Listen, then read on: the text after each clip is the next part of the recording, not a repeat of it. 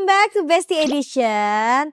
Nah, aku mau nanya nih, kalian lagi nonton episode ini sambil ngapain? Coba tolong isi di kolom komentar. Nah, Today Edition adalah judulnya nih, aku kasih tahu ya, Born This Way. Karena sekarang aku lagi sama teteh diva aku yang suaranya merdu banget. Please welcome Teh Ocha.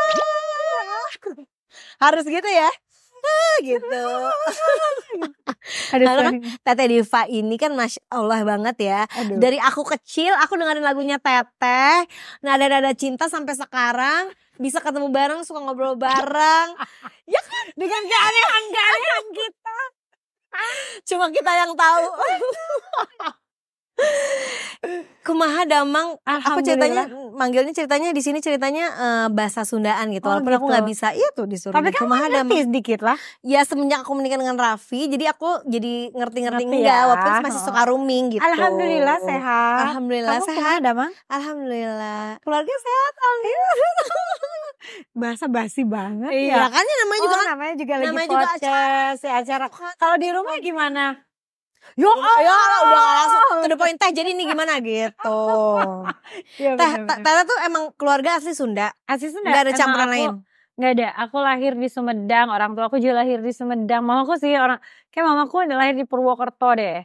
Tapi emang gedenya di Sumedang semua. Jadi mama papa bener-bener orang Sunda pisan. 100% Sunda, nggak ada campuran yang lain gitu kan. Sunda pride, benar. Mau tau dong Teteh tuh dulu waktu kecil tuh gimana sih seorang Rosa itu waktu kecil tuh kayak gimana? Suka main di kalika atau suka main sepeda kah, suka nyusruk kah atau gimana? Main di sungai ya. Aku seneng banget ngomong, emang di Sumedang kan banyak sungai ya. Jadi aku suka berenang-berenang ala-ala di kolam renang. Oh di sungai gitu. Padahal. Gitu.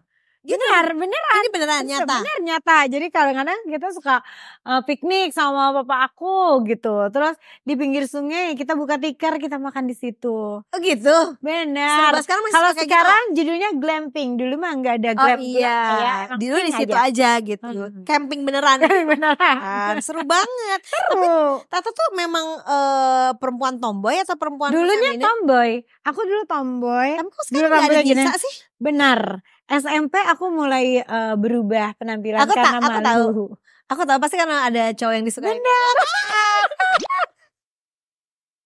Gitu. Ya. Terus jadi waktu itu boleh cerita gak dulu tuh cowoknya tuh kayak gimana gitu? Apa kayak Prince Charming? Apakah idola sekolahan atau gimana? Oh tidak. Dulu pacar aku.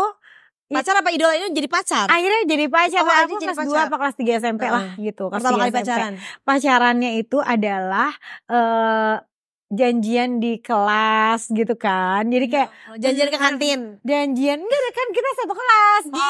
Satu kelas. Terus dia tuh pinter banget. Jadi kita pacarannya adalah mengerjakan LKS. Ya Allah, lembar kerja siswa. Benar. Jadi semester yang kita bahkan belum pelajarin, kita udah selesai tuh LKS. Supaya bisa ngobrol lebih lama.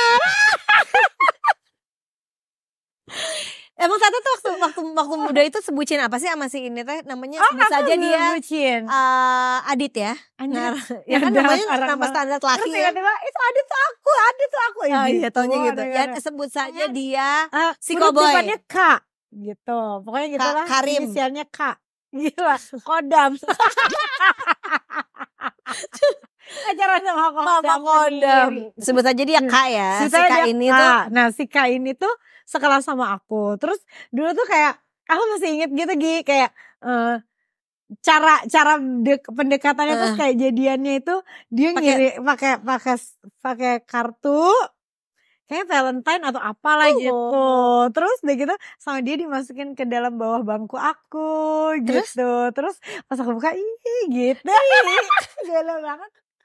Seneng kan tapi ayo.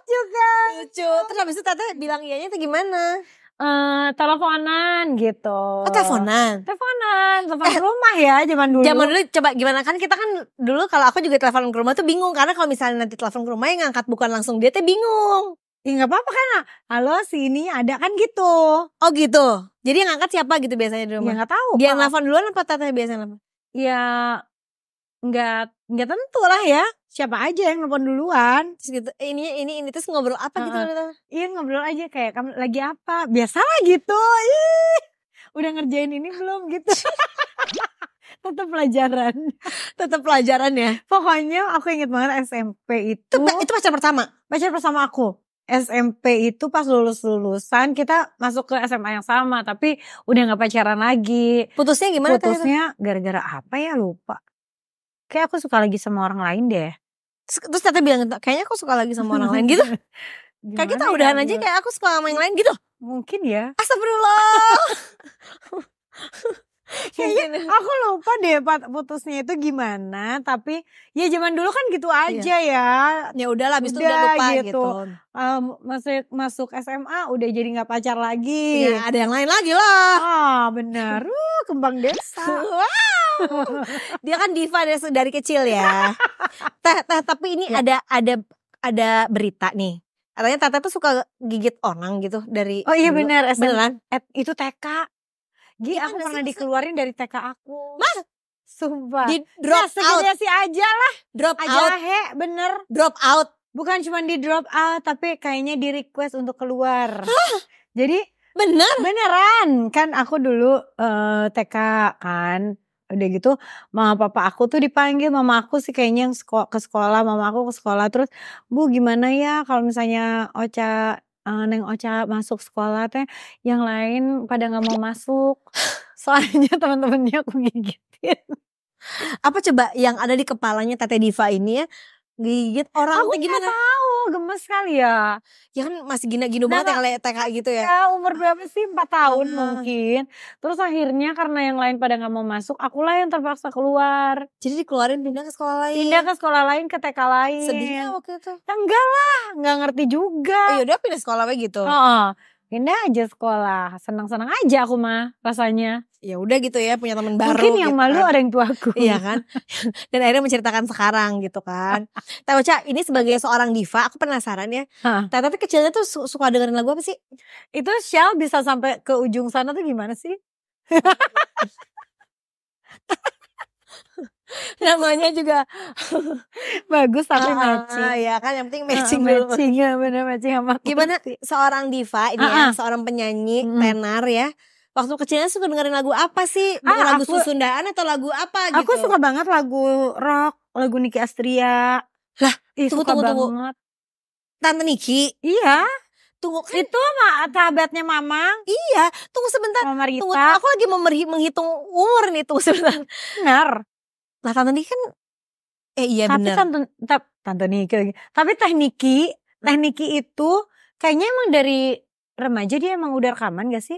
Oh iya, berarti Teh Ocha tuh umur berapa waktu itu pas dengerin lagu Tante Niki? Mungkin kelas 1 atau kelas 2. Oh dengan lagu itu, suaranya kan tinggi banget melengking. Tinggi banget, pokoknya kalau bisa sampai setinggi harapan ya. Bener, setinggi harapan ya, benar-benar. Kalau misalnya bisa mencantol ke suara Nicky Astria, rasanya aku udah jadi penyanyi gitu. Oh gitu. Lagu favoritnya Tante Niki lagunya yang mana? Wah susah, banyak banget. Kayak ada yang susah banget. Ya kalau nggak Bias Sinar kayak. Oh ya Bias Sinar. Tahu sih. Iya. Kurang tinggi sampai tinggi lagi kan dia naik lagi itu bener. Kayak ke lantai 5. Iya bener. Kayak mau bukaan 10 kan. Bener. Kayaknya Teh Niki dulu ingin menyiksa kita deh. Iya, tapi kalau dia mah effortless nyanyi. Gitu-gitu gitu. Cuman gitu-gitu doang. Kalau kita kan gitu. Enggak, Teh Ocha juga suara tinggi banget. Waktu itu aku nyanyi lagu Teh Ocha. Gak bisa turunin. Tapi nih kalau sama-sama kita lihat album pertamanya Teh Ocha. Ada yang inget gak nih coba? Rosa Rose namanya. Oh demi apa? Sumpah. Rosa Rose dulu tuh namanya. Demi apa? Itu ada tulisannya. Itu mirip banget sama si Rizky. Kok bisa mirip banget gitu sih Teh? Mirip banget, gak tahu. Ini bukan yang nada-nada cinta bukan? Bukan, ini mah SD aku. Ini pokoknya aku dulu sebelum nada-nada cinta aku rekaman waktu SD. Kelas berapa? Tapi gagal. Kelas berapa? Albumnya gak ada yang beli kayaknya.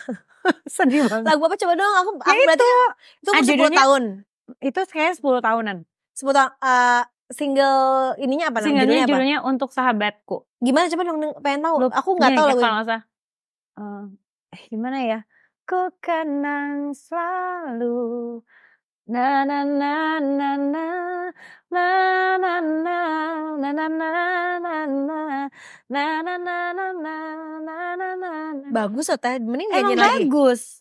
lagunya bagus, saking bagusnya anak-anak kecil gak bisa nyanyi lagu itu. Oh iya, karena Tata udah terlalu Sedih. diva banget gitu umur segitu kan ya Bener suaranya. sih kalau pikir-pikir bukan diva banget, Nicky Astria banget ya. karena Ada lagi pikirannya nih. itu. Oh aku inget ada satu lagu judulnya Beri Kami Kesempatan. Itu berat banget loh, judulnya Beri Aku Kesempatan, tapi mau kemana gitu. Asli. Terus udah gitu, itu yang jadi backing vokalnya, vokal grup gitu kayaknya dari gereja-gereja gitu kan. Oh jadi berat banget lagunya. Jadi gini, beri kami kesempatan, na na na na na na na. Terus jadi buat anak lain kan tinggi banget ya kayak beri kami. Jadi bukan lagu anak-anak gitu jadinya. Kayak enggak. Jadi anak-anak juga bingung aku. Ini tuh di mana gitu ya kan. Jadi akhirnya tuh album flop. Gagal. Gitu. Bukan tapi, gagal kali. Gagal lah, gak ada yang beli. Gagal. Tapi secara karya emang bagus banget. Ada Areng Widodo saat itu, ada ada James F. Sunda, terus ada Arthur Kaunang. Oh iya, aku dulu temannya papa. Nah, jadi itu emang benar-benar musisi-musisi kelas atas, musisinya Nicky Astria. Iya. Benar. Oh, emang idolanya tuh ke situ. Nah, terus itu SD kan, terus SMP aku barulah suka terhadap yang pop-pop remaja gitu. Waktu itu ada Ruth Sahanaya gitu. Jadi benar, kalah segalanya. Aku tuh anak karaoke banget ya. Jadi aku tuh tahu semua lagu-lagu itu. Ya ampun, bener sih. Bener. Jadi itu gitu. Jadi udah mulai kayak cewek. Sekarang juga kan punya pacar. Jadi kan karena suka punya lagu pacar gitu. So cantik ya. Tapi itu waktu yang lagu yang album yang itu kan masih kecil banget. Itu masih kecil banget. Yang pengen bikin album tuh Teteh atau gimana sih maksudnya? Jadi aku tuh ke Jakarta, nemenin mama aku rekaman. Mama aku lagi uji rekaman lah gitu. Lagi apa sih namanya? Casting. Yang mau jadi penyanyi itu mama. Tapi aku tuh nyobain gini, aku nyanyi-nyanyi gitu, terus direkam sama operatornya yang rekam. Terus udah gitu ada produsernya dengerin. Terus loh anak ibu tuh bisa nyanyi, pinter nyanyi gitu. Terus kata mamaku ya udahlah anak saya aja yang jadi penyanyi. Mamaku juga males jadi penyanyi kali ya. Jadi dia bilang udahlah Teteh aja gitu. Akhirnya aku. Oh gitu. Bener. Sampailah nada-nada cinta itu. Sampailah abis Pro Sound ini. Terus udah gitu aku SMP kan perubahan suara jadi gak bisa rekaman. SMA aku mulai rekaman lagi. Jadilah nada-nada cinta. Oh gitu. Di perusahaan yang sama. SMP. Nada-nada cinta tuh SMP. SMA pas aku keluar SMA. Aku tuh umur berapa itu, tahun berapa? Itu tahun 96 97 lah. Aku SD. Bisa jadi Dan waktu itu tuh aku pas banget lulus SMA. Oh lulus jadi, SMA. Lulus SMA aku ke Jakarta pas album aku keluar. Jadi kayak alhamdulillah lah. Ya aku bisa ke Aneka gitu. Aneka yes. Oh iya. Berarti kan kayak gimana sih kayak selama ini mungkin baca majalahnya. Baca majalah di Sumedang ya kan. Ini cowboy Aneka. Terus tiba-tiba jadi penyanyi. Terus pas jadi ada cover jadi cover terus pas acara Aneka aku yang nyanyi. Kebayang gak sih? Gimana itu rasanya? Gadis kawan. Gimana rasanya? Itu kan biasanya bangga banget. Di Sumedang kan baca majalahnya tuh ada si model ini, naksir si ini gitu. Pas tiba-tiba kayak gimana? Wah gitu. Tapi aku diem aja enggak. Dengan nada-nada cinta itu ya. Seru banget sih zaman dulu. Dan itu maksudnya bener-bener kayak jadi kenyataan gitu kan. Iya bener. Mana ada sih orang Sumedang yang ada ini. Iya sih.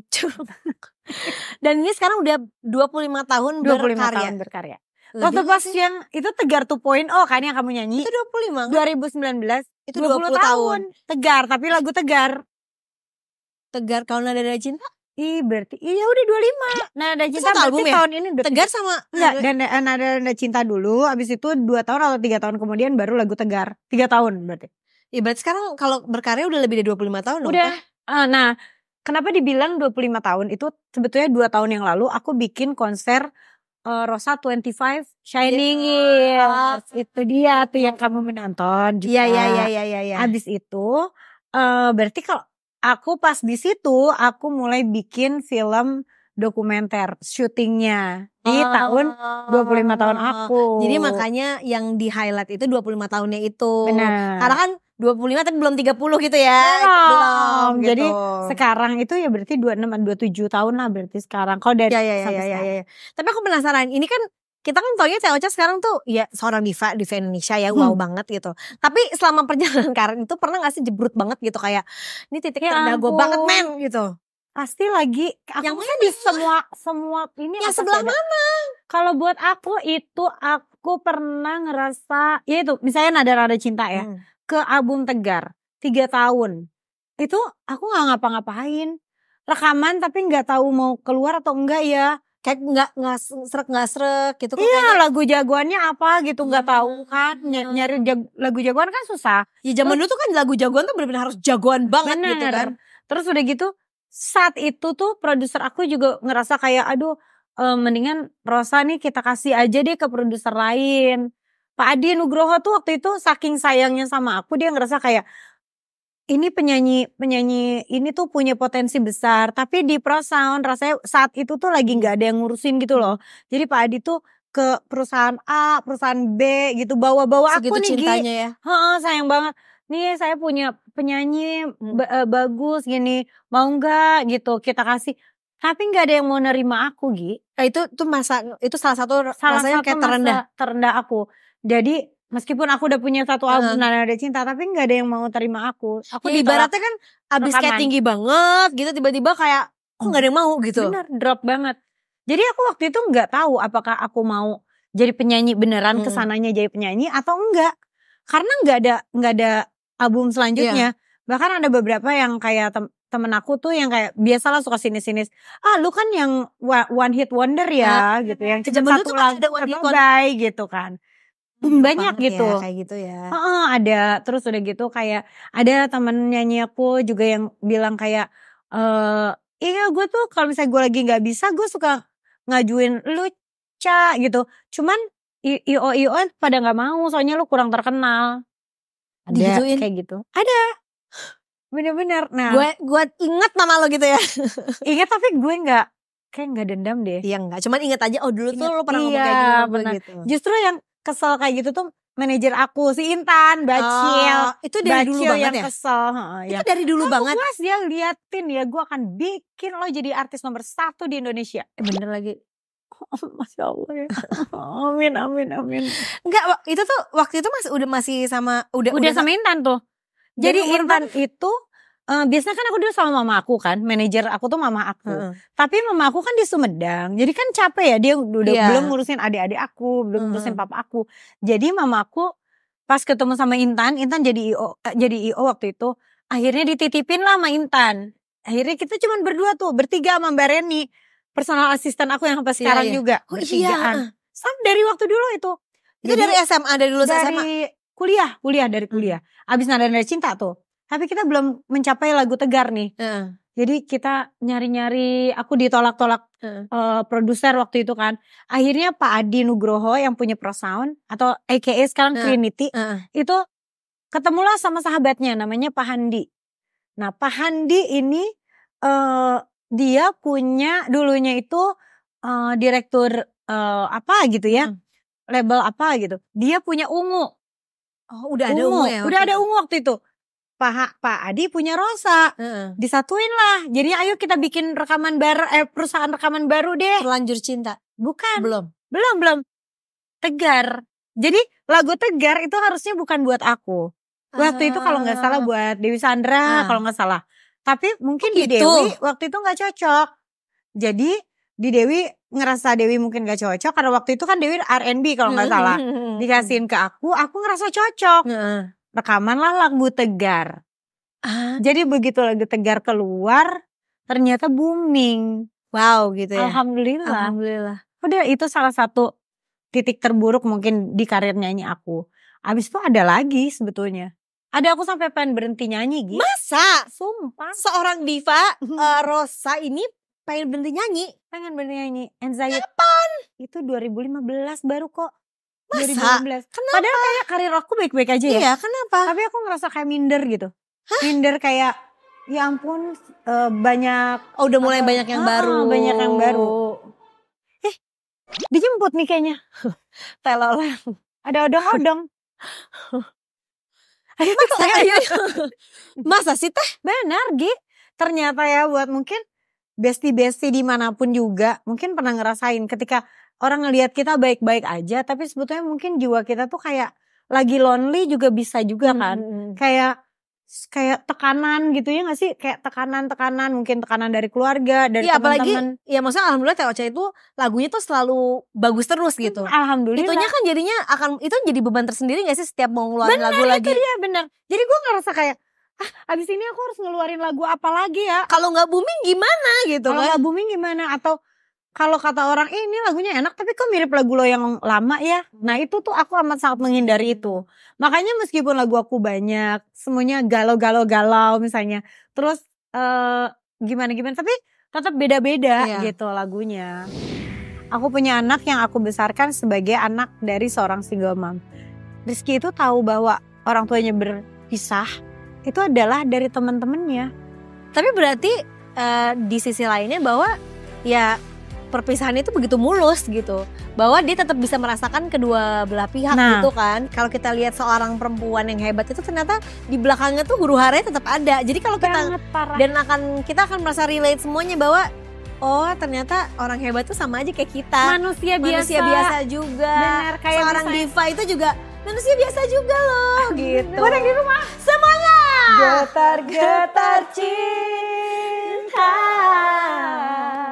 semakin dalam ku rasa bagai sebuah simfoni dalam jiwa.